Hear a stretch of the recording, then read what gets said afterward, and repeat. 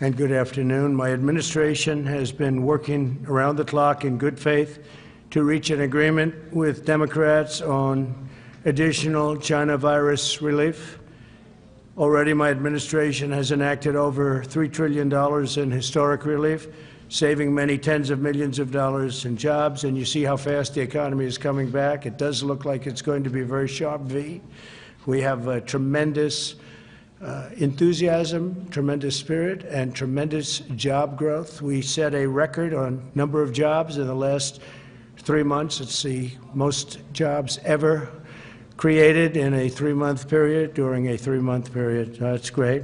Before we begin, I've just signed 2 bills that are great for our vets. Our vets are very special. We passed Choice, as you know, Veterans Choice, and Veterans Accountability.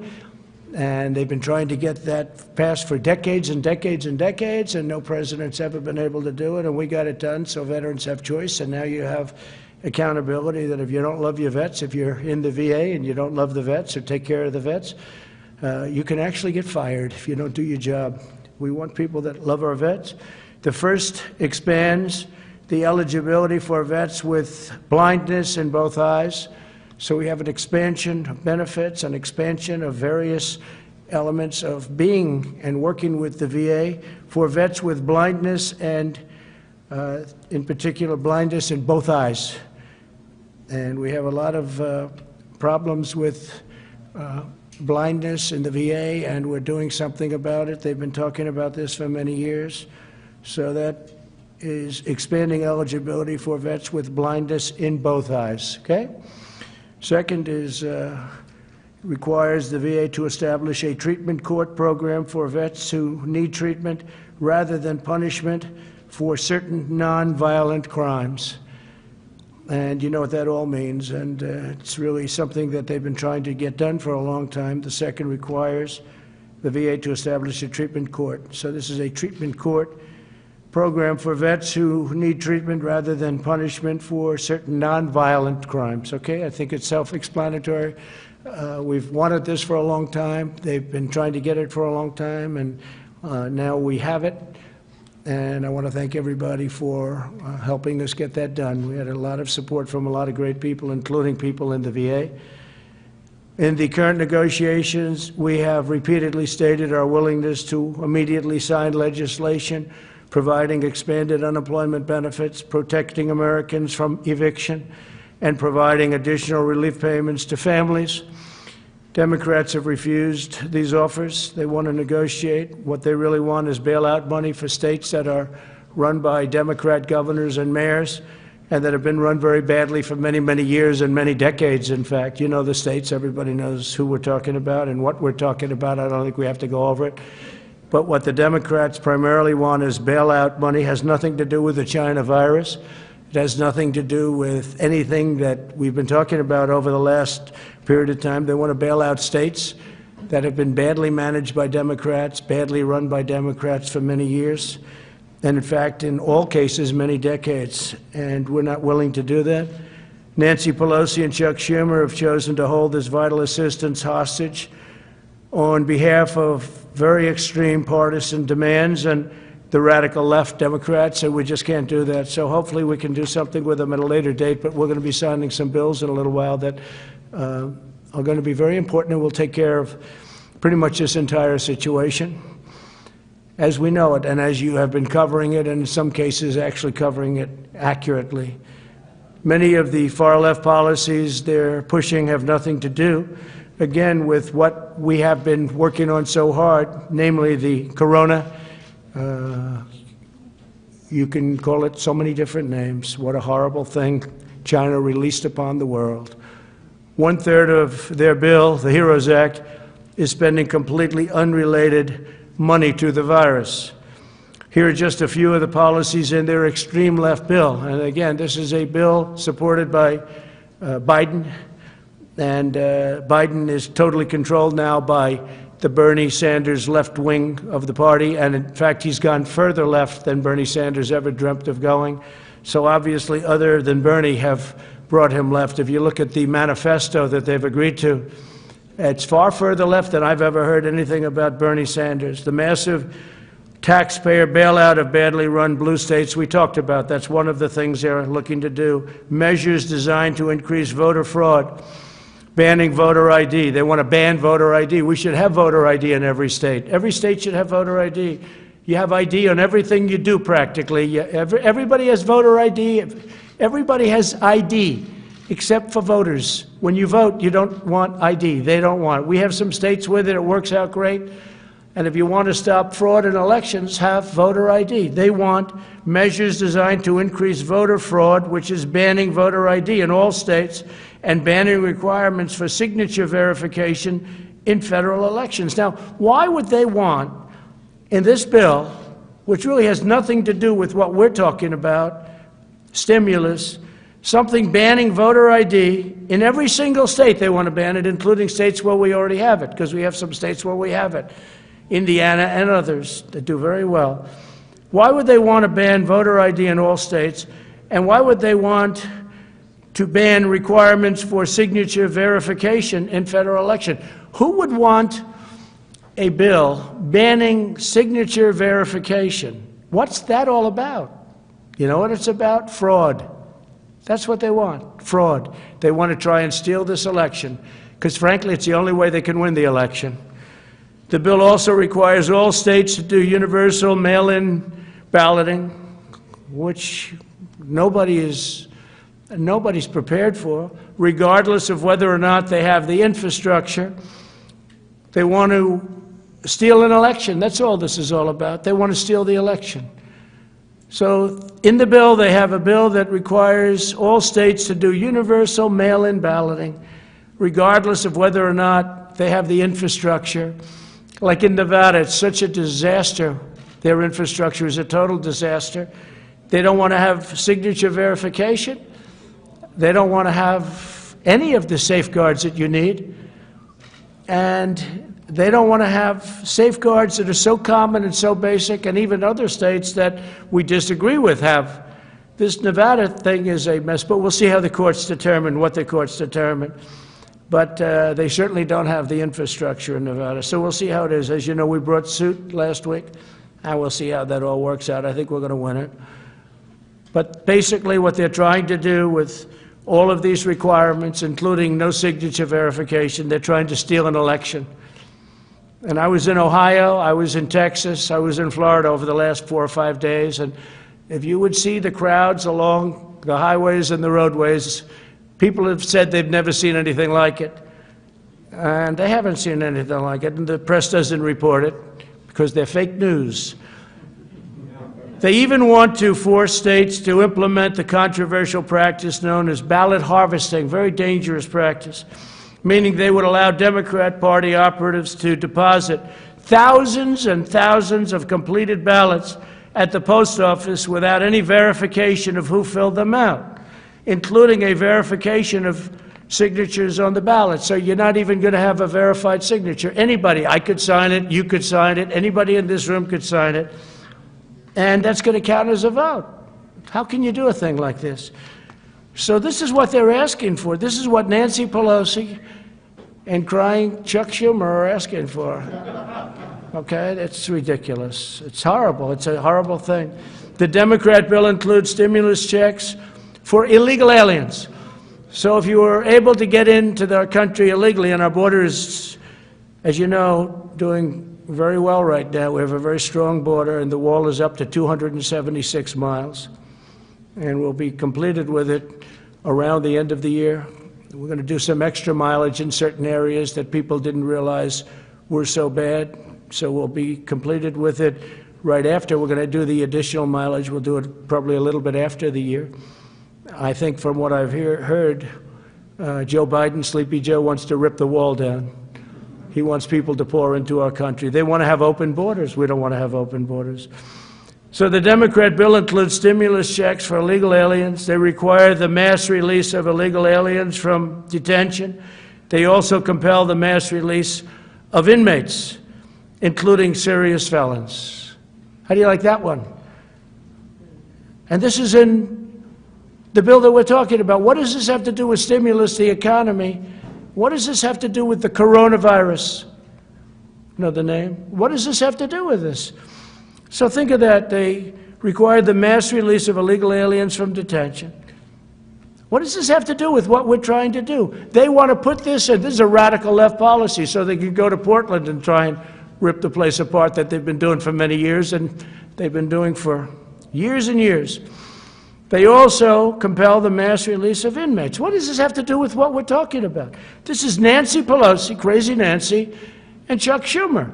They want to compel you to do this stuff, and this has nothing to do with what we're talking about, and it includes serious felons. They want to have these people released on a mass basis, including serious felons.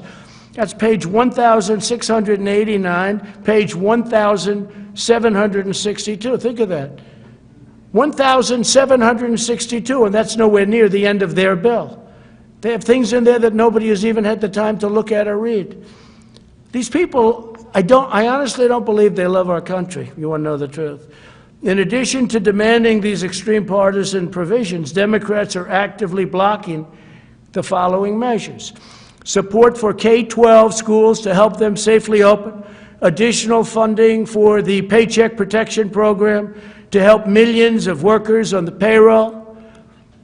These are a great program, very successful, kept a lot of businesses open. That's why we're doing so well in reopening our country. Additional money for hospitals, testing, and vaccines. Direct payments of $3,400 for a family of 4. Now remember, this is what the extreme partisans, this is what we're talking about. Democrats are actively blocking the things that we want. And what we want is good for people. These are things that they're blocking. Support for K-12 schools so they can open. Think of that. Also, direct payments of the $3,400 for a family of 4 plus. Then funding for child care and mental health care. And you need that, especially when you have so much of a lockdown. You need that. Mental health care. Funding for broadband, airports, and agriculture. Rental assistance, and support for community banks and credit unions to help them provide $100 billion in loans to the hardest hit communities, including rural communities and farmers. They don't want anybody to get that. Democrats are obstructing all of it. Therefore, I'm taking executive action. We've had it. And we're going to save American jobs and provide relief to the American workers, and I'll be signing these bills in a very short period of time. First one is I'm providing a payroll tax holiday to Americans earning less than $100,000 per year. In a few moments, I will sign a directive instructing the Treasury Department to allow employers to defer payment of the employee portion of certain payroll taxes from September 1st, and we're actually going to be making that. We just got the word. We're just getting some word from a lot of people. We didn't think we'd have to do this because we thought the Democrats would be reasonable, but they've been not only unreasonable, they've been ridiculous. So we're going to make that August 1st, most likely. It'll be August 1st. We'll let you know the exact date, but we're looking like August 1st. So it'll be August 1st through the end of 2020. This will mean bigger paychecks for working families as we race to produce a vaccine and eradicate the China virus once and for all. And we're doing very good with the numbers. You see it's going down in Arizona very, very substantially and rapidly, going down in California, going down in Texas, going down in Florida. Other areas are propping up a little bit, but we're watching them very closely. We understand the disease, and we're watching them very closely, especially our senior citizens and our senior citizens' residences. If I'm victorious on November 3rd, I plan to forgive these taxes and make permanent cuts to the payroll tax. I'm going to make them all permanent. Now, Joe Biden and the Democrats may not want that. They don't want that because they're adding $3 trillion in taxes. So they'll have the option of raising everybody's taxes and taking this away. But if I win, I may extend and terminate. In other words, I'll extend it beyond the end of the year and terminate the tax. And so we'll see what happens. Biden probably won't be doing that. You'll have to ask him. I don't think he knows what he's doing. Second, I'm signing an executive order directing the Department of Housing and Urban Development, HHS, and CDC to make sure renters and homeowners can stay in their homes. So I'm protecting people from eviction. Yet you've been hearing a lot about eviction, and the Democrats don't want to do anything having to do with protecting people from eviction. I said, let's do that separately. That could be a totally separate thing from passing along money so people can live. And they didn't even want to protect people from eviction, so they would get evicted. It's not their fault that this virus came into our country. It's China's fault, and came into the world. By the way, a lot of the people, a lot of the states that were doing the best are having some problems. A lot of the states that we weren't thinking were doing the best are doing very well. You look at some of the countries involved, some of the countries that were really standing out as examples are now exploding, but they'll get it down. They understand it. We're dealing with them. We're dealing with a lot of countries. We're providing thousands and thousands of ventilators all over the world right now. We make a lot of ventilators. We've started off with very little, and we're making a lot. And we have thousands in our stockpile, but we're making thousands a month. And we're providing many of them, thousands and thousands, to other countries that would never be able to get them. The Department of Housing and Urban Development will also provide financial assistance to struggling renters and homeowners and work with landlords and lenders to keep Americans safely in their homes. So we don't want people being evicted, and the bill, the act that I'm signing, will solve that problem largely, hopefully completely. The third action I'm taking today will also provide additional support for Americans who are unemployed due to the China virus. Under the CARES Act, I proudly signed expanded unemployment benefits into law. Congressional Democrats have stonewalled our efforts to extend this relief. They even opposed measures that would give bonuses to workers returning to the job. They were totally opposed to that. For this reason, I'm taking action to provide an additional or an extra $400 per week in expanded benefits. $400, okay? So that's generous, but we want to take care of our people. Again, it wasn't their fault, it was China's fault. States will be asked to cover 25% of the cost using existing funding, such as the tens of billions of dollars available to them through the Coronavirus Relief Fund. Under this plan, states will be able to offer greater benefits if they so choose, and the federal government will cover 75% of the cost. So we're all set up. It's $400 per week, and we're doing that without the Democrats. We should have been able to do it very easily with them, but they want all of these additional things that have nothing to do with helping people. Fourth, I'm signing a directive providing relief to student loan borrowers. Earlier this year, we slashed student loan interest rates to zero. I don't know if people know that because the press doesn't ever report it, but maybe they're watching now. The press doesn't report a lot of good things that are good for the people and good for the country. Earlier this year, we slashed student loans, interest rates to 0%, and suspended student loan payments, and Congress extended that policy through September 30th. Today, I'm extending this policy through the end of the year, and we'll extend it further than that, most likely right after December 1st. So we look like we're going to be extending that. They're paying zero interest. And again, not their fault that their colleges are closed down, and not their fault that they're unable to get what they bargained for. Through these four actions, my administration will provide immediate and vital relief to Americans struggling in this difficult time. And the beautiful thing about this difficult time is we're now coming back and setting records. We'll also ensure that our economic comeback continues full speed ahead, and with the $400 and all of the other measures that we're talking about, and we'll be signing in a little while, that will happen. We're further looking at additional tax cuts, including income tax relief, income tax cuts, and capital gains tax cuts. So we're going to be looking at that, capital gains for the purpose of creating jobs, and income tax is self-explanatory, and it'll be income tax for middle income and lower income people, but middle income people, because they pay a lot of income tax, and you do have tax inequality. I'm saying that as a Republican. and you do have tax inequality. So we're going to be looking at income tax, and we're going to be looking at capital gains tax cuts on both, and maybe substantial. And we'll be reporting back fairly shortly on that. That's big news. That's big news, but very important. We want to have our jobs flourish. We want to have our companies do great. We want to have the 401ks, which are now at a level, if you look at the stock market, it's great. If you have stocks in NASDAQ, you're higher than you ever were, including, even this is still during the pandemic, the stock market, because they see such incredible things happening, smart people. The stock market is at almost an all-time high. We're just short of it, and NASDAQ is higher than it ever was. It's broken the record 14 times in the last couple of months.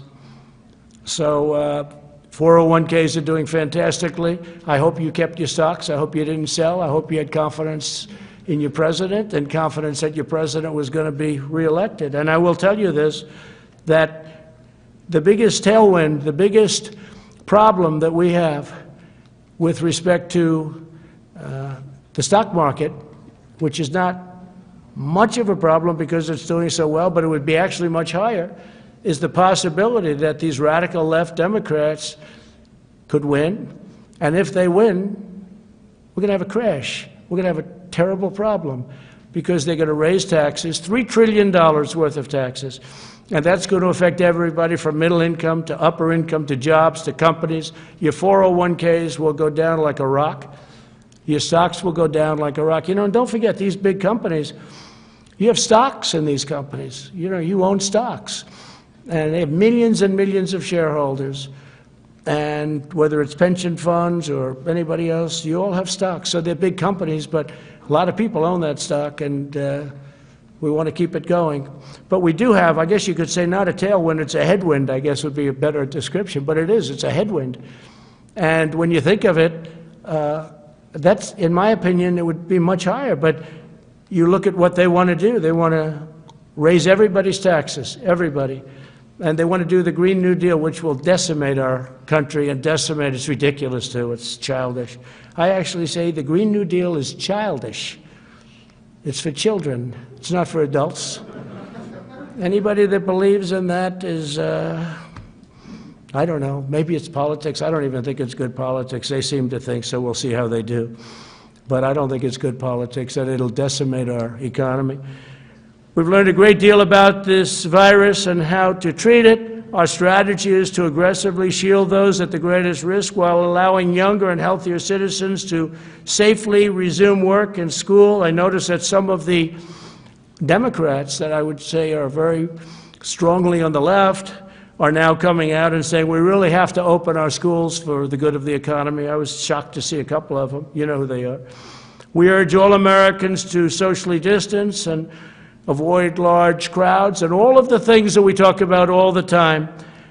We have to go and make sure that everything's in good shape. We really are. We're coming back very, very strong. We're doing very well with the virus because all of those states that everybody thought would be in a bad position for a long time, they're all coming down. The governors have done a great job.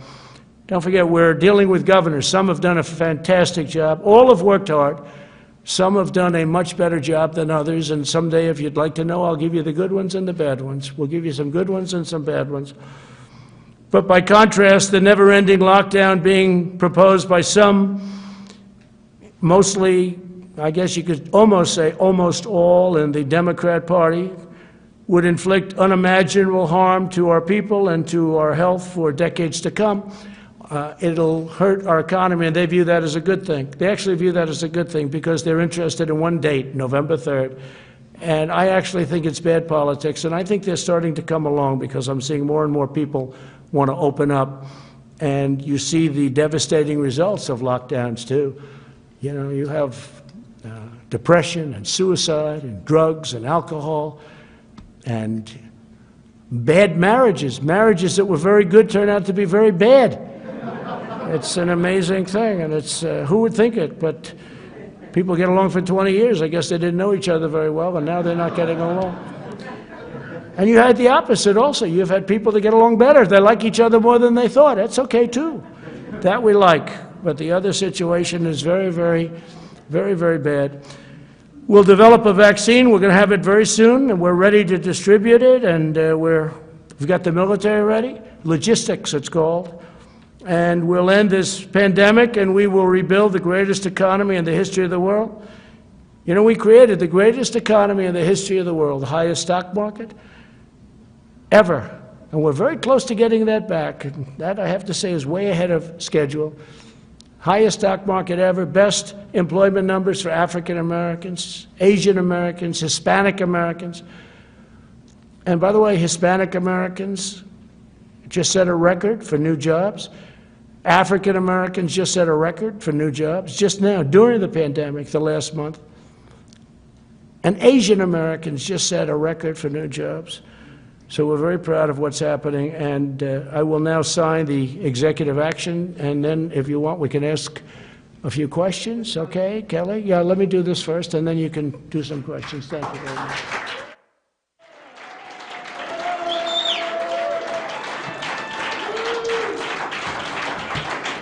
Okay, good.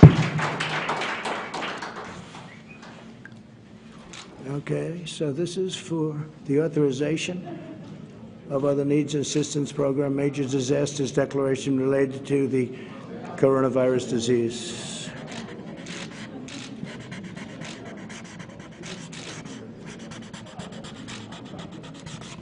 Okay, got it? Yeah. Okay.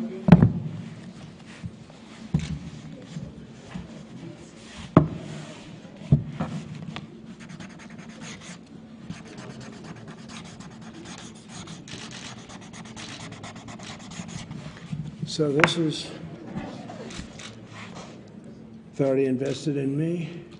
This is the payment relief during the COVID-19 pandemic.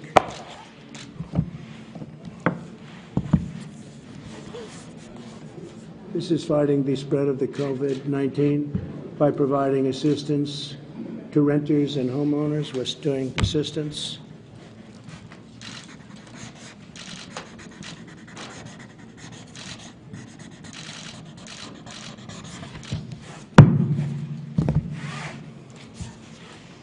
And this is deferral payroll tax obligations. So this is your payroll tax obligations, which we're going to end up terminating eventually, right?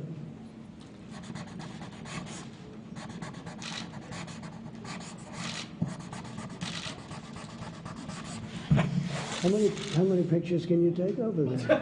I mean, you're taking hundreds of pictures. What are you doing? Okay. Can you get at the microphone, sir? I will. So that's the story. Would anybody like a pen? Would anybody like a pen? I do. Would anybody? Why don't we hand these? We'll hand these out to you in the back. Okay, fine.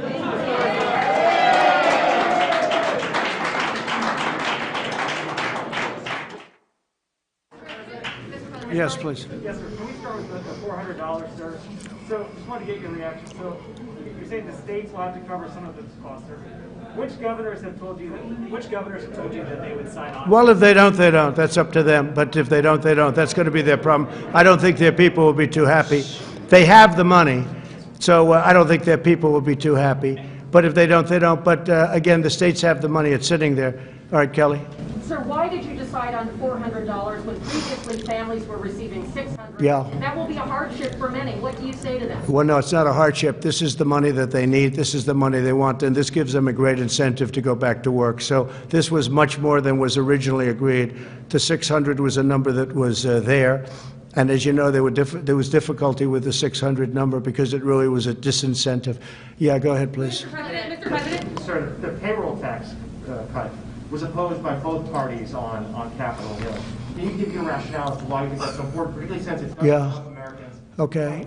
It helps people greatly. It helps our country get back.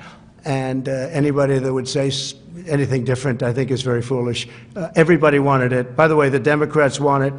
The Republicans want it. They just couldn't get it. They just couldn't come to an agreement. But everybody wants it. And the very important thing is the people want it, and the people need it, actually. Mr. President, Yeah. Mr. President, you said that this will pretty much take care of the entire situation, but as you said, there's not money for reopening schools, other important items. Is your administration willing to go back to Democrats to try to actually... Well, the answer is yes, but we have money to do other things. We have a lot of money that was unspent, and we'll be able to do things with the money that was unspent. We have significant money that was unspent, and we will be able to use that for different purposes. Go ahead. Mr. President. Go ahead.